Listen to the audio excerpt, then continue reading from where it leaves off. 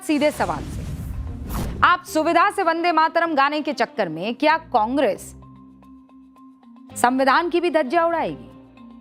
राष्ट्रगीत को नजरअंदाज करने का दांव आजमाएगी? वंदे मातरम के खिलाफ जन मन गण और जन गण मन को हथियार बनाएगी? क्या राष्ट्रगीत पर तुष्टीकरण को तरजीह दी जा रही है?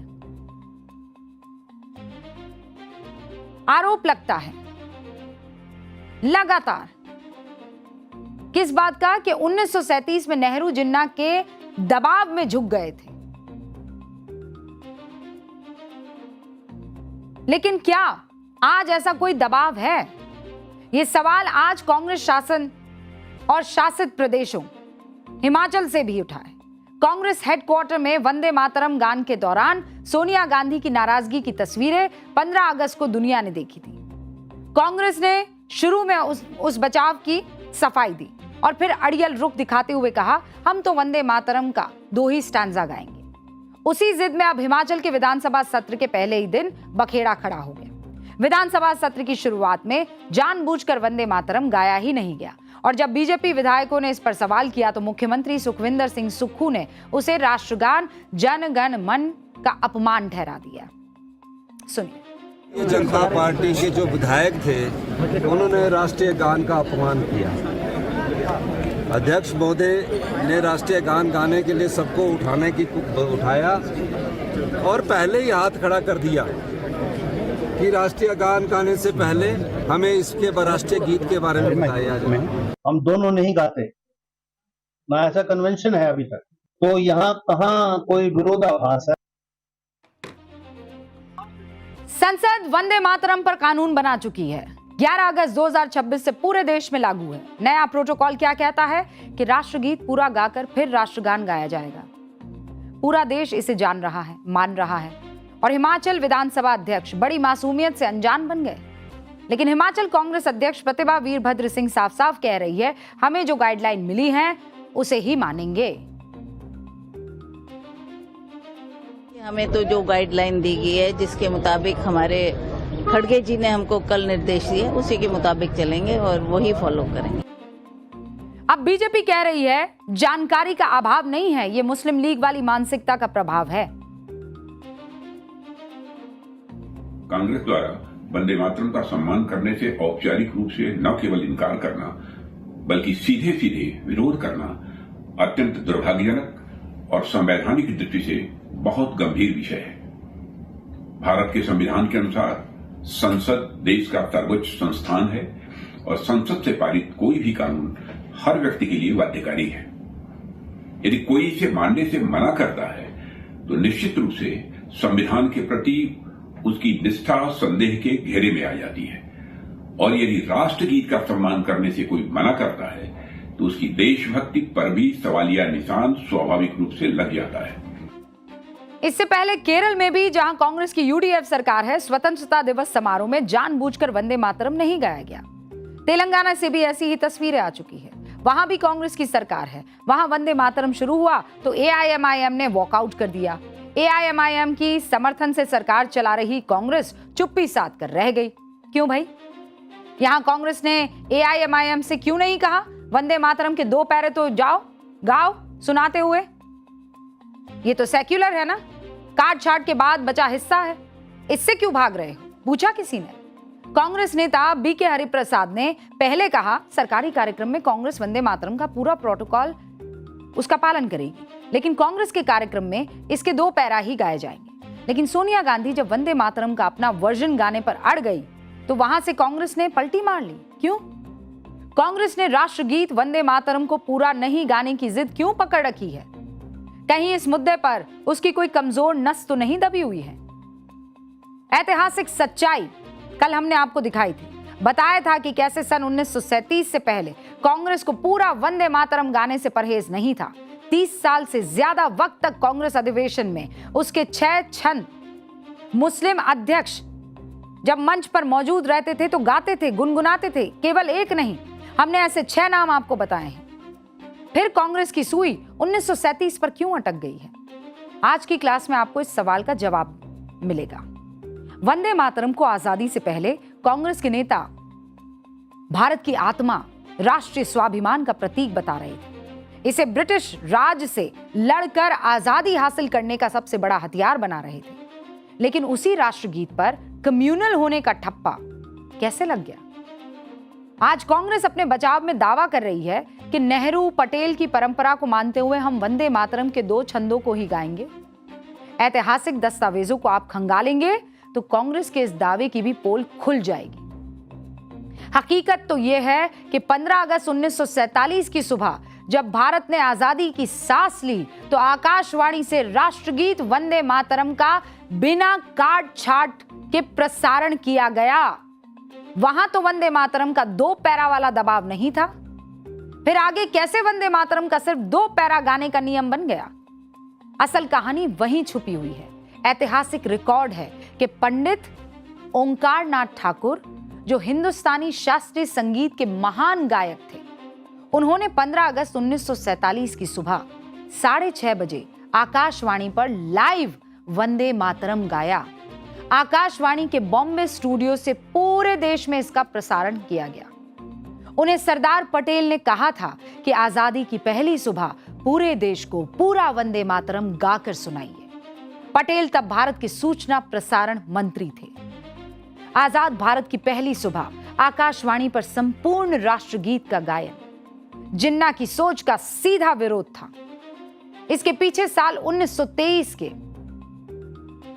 काकीनाडा कांग्रेस अधिवेशन की कहानी थी, जिसमें पहली बार मुस्लिम लीग के दबाव में कांग्रेस ने वंदे मातरम का गाना रुकवा दिया था। उस दिन कांग्रेस के मंच से पंडित विष्णु दिगंबर पुलस्कर वंदे मातरम गा रहे थे। मौलाना मोहम्मद अली जौहर ने विरोध जताते हुए उन्हें गाने से रोक दिया था। कांग्रेस के उस अधिवेशन में पंडित जवाहरलाल नेहरू मंच पर मौजूद थे, अपने पिता पंडित मोतीलाल नेहरू के साथ। जवाहरलाल नेहरू तब कांग्रेस को छोटे मोटे कार्यकर्ता के तौर पर नहीं देख रहे थे। वो छोटे मोटे कार्यकर्ता नहीं थे, वो तब राष्ट्रीय स्तर पर कांग्रेस के महासचिव बन चुके थे। उसी अधिवेशन में कांग्रेस के भीतर स्वराज पार्टी के गठन की बात चल रही थी, ताकि स्थानीय काउंसिल की चुनावी लड़ाई में कांग्रेस उतर सके और स्थानीय शासन में हिस्सेदारी कर सके। कहा जाता है कि मौलाना मोहम्मद अली जौहर ने जब वंदे मातरम पर सवाल उठाया तो नेहरू चुप्पी साध गए, क्योंकि उन्हें कहीं ना कहीं यह शक था या डर था कि इससे स्थानीय चुनाव में कांग्रेस कमजोर हो जाएगी। नेहरू अगर उस दिन वंदे मातरम की उसी व्याख्या को मंच से दोहरा देते जिसे कांग्रेस के तमाम मुस्लिम नेता मानते आ रहे थे, तो राष्ट्रगीत का शायद बंटवारा ना होता। जिन्ना ने जब खुलकर वंदे मातरम के खिलाफ मोर्चा खोला तब पंडित नेहरू अपनी उसी गलती को सुधारना चाहते थे, लेकिन जिन्ना के दबाव में वो स्टैंड शायद नहीं ले पाए। ऐतिहासिक तथ्य यह है कि पंडित नेहरू ने जिन्ना को ऐतिहासिक चिट्ठी में लिखा था, मिस्टर जिन्ना, पूरे देश में 30 साल से वंदे मातरम गाया जा रहा है, परंतु किसी को इसमें हिंदू मुसलमान नहीं दिखा। ये तो राष्ट्रीय गीत है। नेहरू रचनावली के 8वें खंड में इसका जिक्र भी है इस खत का। ये कांग्रेस का हर बड़ा नेता जानता है, लेकिन इस पर उनकी चुप्पी आज तक नहीं टूटी। जिन्ना को चिट्ठी से पहले नेहरू ने सुभाष चंद्र बोस को भी चिट्ठी लिखी थी, जिसमें उन्होंने लिखा, मुस्लिम लीग के सांप्रदायिक तत्वों को वंदे मातरम के कुछ हिस्सों से मुसलमानों को भड़काने का बहाना मिल सकता है। यह तो 1937 का किस्सा है, आजादी के पहले का, जब जिन्ना के दबाव में नेहरू जी वंदे मातरम का बंटवारा करने के लिए ये बताते हैं सब कि क्या मजबूर हो गए थे, और फिर उसी को हथियार बनाकर जिन्ना ने देश को बंटवारा करने की उस दहलीज पर पहुंचा दिया और फिर बंटवारा हो भी गया। जबकि कांग्रेस के बड़े नेता सी गोपालाचारी पंडित नेहरू को लगातार आगाह करते रहे कि वंदे मातरम पर झुकना ठीक नहीं है, ये तुष्टीकरण है और आने वाले समय में देश की एकता अखंडता के लिए बड़ा खतरा बनेगा। लेकिन पंडित नेहरू ने उनकी चेतावनी पर ध्यान नहीं दिया। देश की आजादी के बाद नेहरू के पास उसी गलती को सुधारने का मौका था, जैसा मैंने पहले आपको बताया। पटेल ने उसे सुधारने का कदम भी उठा लिया, लेकिन नेहरू ने वहां भी वो दृढ़ता अगर दिखाई होती तो आज 6 के 6 छंद जो है शायद हम सब बगैर किसी इफ एंड बट के सुन रहे होते और गा रहे होते। कांग्रेस की ऐतिहासिक गलती को बीजेपी ने क्या सुधारने की कोशिश की है, या फिर इसमें भी कोई राजनीति है? लेकिन अगर अब कांग्रेस उन 6 के 6 छंदों को स्वीकार नहीं करती है तो ये सवाल पूछे जाएंगे कि ये देश बड़ा या वोट बैंक बड़ा, किसके दबाव में आकर इतना महत्वपूर्ण फैसला लिया जा रहा है। और वंदे मातरम से भावनात्मक रिश्ता नहीं हो सकता है, ये केवल भावना का रिश्ता नहीं है। कानून पास हो जाने के बाद यह कानूनन आप पर लागू होता है कि आप उसे उतना ही सम्मान देंगे जितने का वो हकदार है। जिन्ना जब माहौल बना रहे थे कि वंदे मातरम में हिंदू देवी देवताओं की पूजा है, इसी तरह ये इस्लाम के खिलाफ है, तब नेहरू ने कभी इस पर खुलकर आपत्ति नहीं जताई। हालांकि उन्होंने अपने खत में ये लिखा जरूर कि ऐसा प्रतीत नहीं होता है, मातृभूमि की वंदना को हिंदू देवी देवताओं की वंदना मत ठहराओ। भारतवासी अंग्रेजों को देश से बाहर खदेड़ने की हिम्मत जुटा सके, वंदे मातरम वो हथियार। इसीलिए वंदे मातरम में मातृभूमि को यानी भारत माता को मां दुर्गा की तरह दुश्मनों पर अपने 10 हाथों से प्रहार करता दिखाया गया है, चमकती तलवार से वार करते हुए दिखाया गया है। वंदे मातरम में इसे धार्मिक पूजा नहीं बल्कि भारतवासी में साहस भरने के लिए जोड़ा गया था।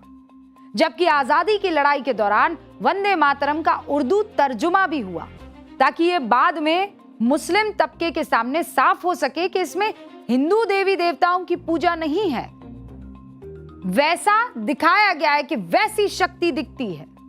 नेहरू की चुप्पी ने वंदे मातरम की जो छवि बनाई वो अगले कई दशकों तक कट्टरपंथी प्रभाव में मुस्लिम तबका ढोता रहा।